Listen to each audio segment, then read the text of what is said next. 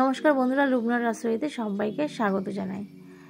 আজকে আমি তৈরি করে দেখাচ্ছি নিরামিষ লাউ শাকের ঘন্ট, যেটা আমি করেছি কুমড়ো দিয়ে। অবশ্যই এই রেসিপিটা আপনারা প্রথম থেকে শেষ পর্যন্ত দেখবেন, আশা করি আপনাদের সবারই ভালো লাগবে। চলুন তাহলে আজকে রেসিপিটা শুরু করা যায়। এখানে লাউ শাক নিয়েছি, একদম লাউ শাকের ডগাগুলো নিয়েছি, আর পাতাগুলো খুবই কচি আর নরম। লাউ শাকগুলোকে প্রথমে ভালো করে কেটে নেব। পাতাগুলোর মধ্যে থেকেও অনেক শিরা থাকে, সেই শিরাগুলোকে ভালো মতো কেটে বাদ দিয়ে দিতে হবে, না হলে খাওয়ার সময় এইগুলো সুতোর মতো মুখে লেগে যায়। সমস্ত লাউ শাকগুলোকে আমি ভালো করে কেটে নিলাম। আর লাউ শাকের যে ডান্ডিগুলো থাকে, সেই ডান্ডিগুলোর মধ্যে থেকেও ভালো করে খোসাটাকে ছাড়িয়ে নিতে হবে। আমার সমস্ত লাউ শাকগুলো কাটা হয়ে গেছে, জল দিয়ে ধুয়ে পরিষ্কার করে নিয়েছি। আর সাথে দিয়েছি আলু আর কুমড়ো। যেহেতু আমি আলুটা একটু লম্বা করে কেটেছি, সেই জন্য কুমড়োগুলো একটু আলুর মতো লম্বা করেই কেটে নিয়েছি। কড়াই বসিয়ে দিয়েছি, ভালো মতো প্রথমে গরম করে নিয়েছি। তারপর তাতে দিয়ে দিলাম সর্ষের তেল। তেলটা নিজেদের পরিমাণ মতনই দেবেন। তেলটা যখন গরম হয়ে গেছে, তখন 4 চামচের হাফ চামচ দিয়ে দিলাম কালো জিরে আর একটা শুকনো লঙ্কা। কালো জিরে শুকনো লঙ্কা থেকে যখন একটু সুন্দর গন্ধ ছেড়ে দিয়েছে, তখন কেটে রাখা আলুগুলোকে দিয়ে একটু নাড়ি চাড়িয়ে নিয়েছি, মানে একটু ভাজা করে নিলাম। 1 মিনিট মতো নাড়ানোর পর কেটে রাখা লাউ শাকের ডান্ডিগুলোকে দিয়ে নিলাম, দিয়ে আবার ভালো করে কষিয়ে নিলাম। আর তাতে দিয়ে দিচ্ছি এবার লবণ আর হলুদ। লবণ আর হলুদ দিয়ে ভালো করে লাউ শাকের ডান্ডিগুলোকে, মানে ডাঁটাগুলোকে ভালো করে কষিয়ে নিচ্ছি। আর মিডিয়াম ফ্লেমে আমি রেখে দিয়েছি। মিনিট 3 সময় ধরে নাড়ি চাড়িয়ে নেওয়ার পর আরও 2 মিনিটের জন্য ঢাকনা চাপা দিয়েছিলাম। কোনো রকম আমি জল এখানে এখনও ব্যবহার করিনি। ডান্ডির মধ্যে থেকে যে জলটা বেরোচ্ছে লো ফ্লেমে, তাতেই ভালো মতো কষানো হয়ে যাচ্ছে। 5 মিনিট পর এবার তাতে দিয়ে দিলাম লম্বা করে কেটে রাখা কুমড়ো। আপনারা কুমড়োর পরিবর্তে বেগুনটাকেও দিয়ে নিতে পারেন, সেক্ষেত্রে বেগুনটা আগে ভেজে তুলে রেখে দিতে হবে।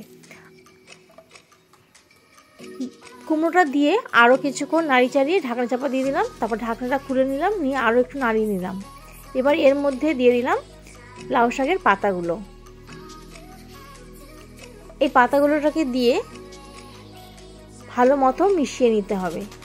আর অবশ্যই গ্যাসের ফ্লেমটাকে লোতে রাখতে হবে। খুব ভালো মতো মেশাতে হবে, কেননা লাউ শাকের মধ্যে থেকে প্রচুর পরিমাণে জল বাড়াবে, সেই জলেই যেন লাউ শাকটা কষানো হয়ে আসে। এখনও আমি কোনো রকম এখানে জল ব্যবহার করব না। কিছুক্ষণ কষানোর পর আমি ঢাকনা চাপা দিয়ে দিলাম 2 মিনিটের জন্য। দেখুন অনেকটা নরম হয়ে এসছে। ঢাকনাটা খুলে আরও একটু নাড়িয়ে দিলাম। তারপর আবারও কিছুক্ষণের জন্য ঢাকনা চাপা দিয়ে দিলাম। বারে বারে এরকম ঢাকনা চাপা দিয়ে যদি রান্নাটা করা যায়, তাহলে রান্নার স্বাদটা অনেকটাই ভালো হয়। দেখুন কতটা পরিমাণে জল এখনও আছে। আমি কিন্তু কোনো রকম এখনও জলের ব্যবহার করিনি। উপর থেকে আরও দিয়ে দিলাম 2টো কাঁচা লঙ্কা চেরা। 3 মিনিটের জন্য একদম লো ফ্লেমে ঢাকনা চাপা দিয়ে দিয়েছিলাম। 3 মিনিট পর ঢাকনাটা খুলছি। এখন এবার গ্যাসের ফ্লেমটাকে একটু বাড়িয়ে দেব। বারে বারে ঢাকনা চাপা দিয়ে রান্নাটা করলে দেখুন রান্নাটা শাকগুলো কতটা সুন্দর মতো নরম হয়ে এসছে। আলু কুমড়ো সবই নরম হয়ে গেছে। এবার এর মধ্যে দিয়ে দেব, এখানে আমি একটা পেস্ট তৈরি করে রেখেছি। 2 চামচ সাদা সর্ষে, 2 চামচ পোস্ত আর 2টো কাঁচা লঙ্কা। এটাকে আমি আগে থেকেই রান্না হওয়ার আগেই বেটে রেখেছিলাম, কেননা সর্ষে পোস্ত যদি আগে থেকে বেটে রাখা যায়, তাহলে সর্ষের মধ্যে থেকে কোনো রকম তেতো ভাবটা থাকে না। এবার সেই পুরো পেস্টটা দিয়ে দিলাম, আর তাতে বাটি ধুয়ে আরও একটু জল দিয়ে দিলাম। ডাঁটা আর শাক যেটুকু সিদ্ধ হওয়া বাকি আছে, এই জলের মধ্যেই হয়ে যাবে। সর্ষে পোস্তটা দিয়ে আর বেশিক্ষণ রান্না করারও কোনো দরকার নেই, ভালো মতো মিশিয়ে নিয়েছি। এবার গ্যাসের ফ্লেমটা একদম লোতে করে রেখে 5 মিনিটের জন্য ঢাকনা চাপা দিয়ে দেবো। কিন্তু তার আগে দিয়ে দেব স্বাদ অনুযায়ী একটু চিনি। যেহেতু এখানে সর্ষে পোস্ত ব্যবহার করছি, সেই জন্য এটাকে ব্যালেন্স করার জন্য একটু চিনি ব্যবহার করলাম। আপনারা চাইলে এটাকে স্কিপ করতে পারেন, তবুও বলছি চিনিটা দিলে রান্নার স্বাদটা ভালো আসবে। ভালো মতো সব কিছু মিশিয়ে নিলাম, নিয়ে উপর থেকে এবার দিয়ে দিলাম সর্ষের তেল।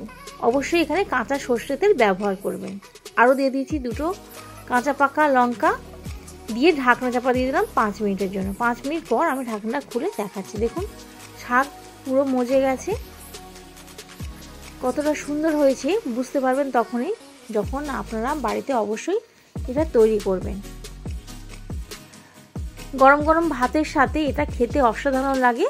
উপোসের দিনেও এটা রুটির সাথেও আপনারা পরিবেশন করতে পারেন। আজকে তাহলে এই পর্যন্তই। আবারও আমি ফিরে আসবো নতুন কোনো ভিডিও নিয়ে। আর রেসিপিটা কেমন লাগলো অবশ্যই কমেন্টে জানাবেন, আর অবশ্যই আমার চ্যানেলটাকে সাবস্ক্রাইব করবেন।